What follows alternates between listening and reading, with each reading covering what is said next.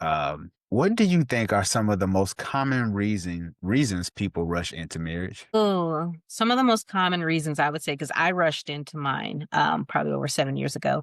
I rushed into mine. I would say some of the common things would be just lack of knowledge, Mm. um, us wanting to rush because we're trying to fill a void or feel like, hey, I want to be married, or I really love this person, or I really just want to be married. Some people fall in love with the idea of marriage and not the actual act of marriage and the commitment and covenant and what it takes to actually build that marriage. So I just think people have a certain perspective of what marriage is supposed to be in their own minds and what they see probably on social media, TV, these reality shows. So marriage is really blown out of perspective, with how people really look at it. And I just believe that people have forgotten the true meaning of marriage and just the foundation of marriage and where it comes from.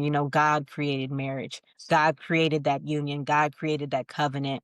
And just speaking on that topic, God's relationship with the church. That is the first example of covenant and foundation of marriage.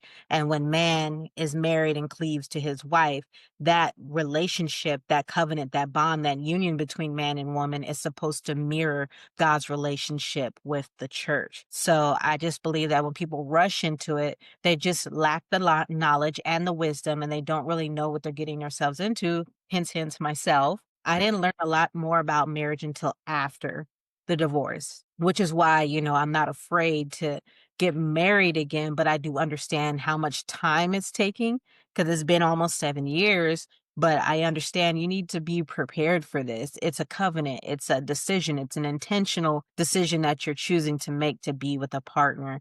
And I just feel that we don't take those thoughts into consideration prior to saying I do. That's why we so haphazardly hop into marriages and haphazardly hop out of marriages because we really don't understand the purpose of marriage and the foundation of marriage.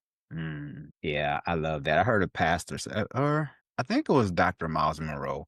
I think he said people would stay married more if those same people that was at your wedding, like you going through a divorce, those same people should be at the divorce and make you think twice. So, witnesses. Yeah, right. I thought that was funny, but uh, of course, you talked about being married. So looking back, can you tell us a little bit about your story and getting married and going through a divorce? Can you share a little bit of that with us? Yeah, so, I think I was like 25, 26 or so. I met I the was 24. person. Oh, see, it happens.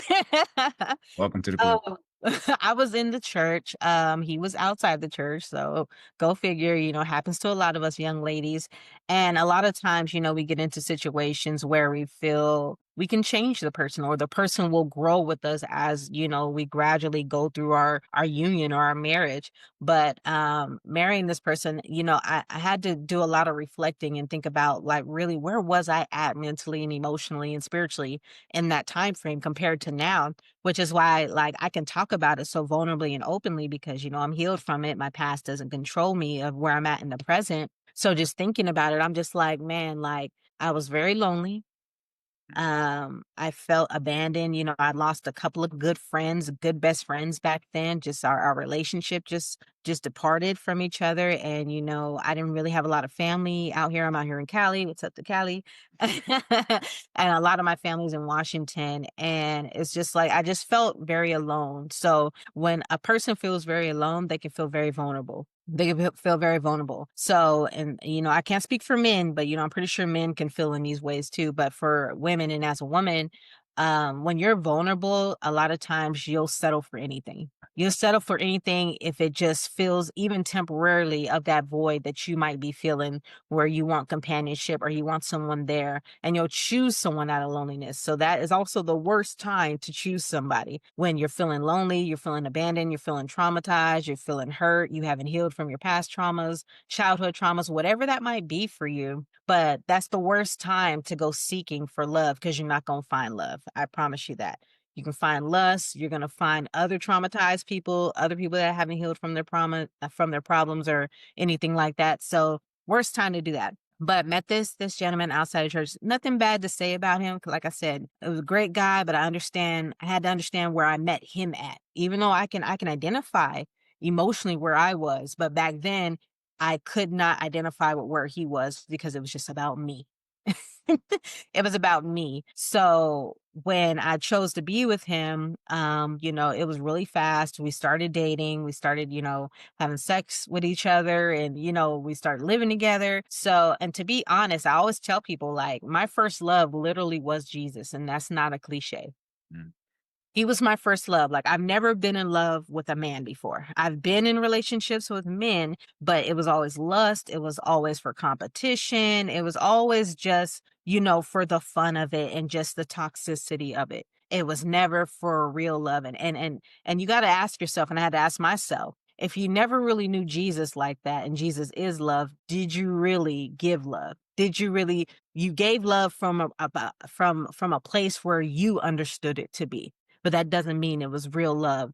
It didn't mean it was real genuine love that Jesus can give. So that's why I can comfortably say that I was never really in love with any man, and not even the man that I got married to. mhm, mhm, So I married him and he married me, and it felt rushed. It felt forced. A lot of the forcing, I believe, came from my behalf. mm, Came from my behalf. And honestly, and people might be like, well, why'd you marry him if you didn't love him? I married him because I didn't want to be in sin. I didn't want to be in sin. But staying on that topic, years later, I finally got a conclusion and a revelation from God on that, because I'm currently writing my book right now. I'm not gonna release the name, but when we get there, I'll shoot it to you. Um, the see, Lord reminded me, like, just because you get married to the sin, it's not gonna save you from it. It's not going to save you from it. And to be honest, when I got married to the sin, not talking about the person, just the circumstances, the way in which it happened, the sin got worse. It got worse. The sin turned from me focusing on, oh, I just don't want to have sex outside of marriage and all this stuff. But we already living together. We're already arguing. We're already fighting. We're already bumping heads. We're already not on the same page. He's not a believer. I'm believing. I'm trying to get him to go to church. Like, brushing all that to the side and just worried about, oh, I don't want to be in sin because of sex. But all these other issues, I was blinded. So got married to the sin, which put myself in bondage to the sin. Now all this other stuff was birthed out of that. And it just turned to a full blown, like I was living in my own hell. And the thing is, I couldn't even be mad at him, even though I had so much anger in my marriage. It wasn't towards him; it was towards myself, because I'm like, how could I get myself into this situation? How did I get here? And I'm so angry with myself, couldn't forgive myself.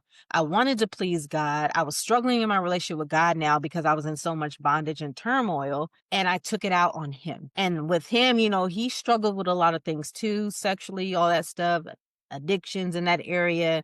And, he was struggling with a lot of depression and all that, and he didn't have an outlet for that. So he had his own stuff that he was fighting, and I had my own stuff that I was fighting, and we was just, going at it. And when we divorced, it was a mutual agreement. It ended badly, but we had a mutual agreement. And when I say badly, I don't mean like fist fighting. I just mean both parties were torn even more than what we were before we came into this agreement. And we were both hurt. I remember probably like a year after we got divorced, me and him had a conversation, and he was talking about he was terrified to get married again, and he was never going to get married again. And I'm on the other hand, like, oh, I'm over here healing. Like, I can't wait to get married because I'm going to heal. But I understand he's in a different space, in a different space. So, people suffer different kind of ways and take what they take, from their pain or their experience of what they go through. So people deal with pain differently. So with that being said, that's just kind of backstory on my marriage and then going through the divorce. But one place in that divorce that I want to highlight is after the separation and the process of divorce started. That's when I started going through all of my darkness. Like, that was the darkest part of my life, was that separation. Not my separation from him. It was me feeling like I was separated from God for so long, and I'm having to come back to him. And that process of reconciliation that I felt, even though, it's just as easy as we can say, Lord, forgive me, I repent, I come back to you.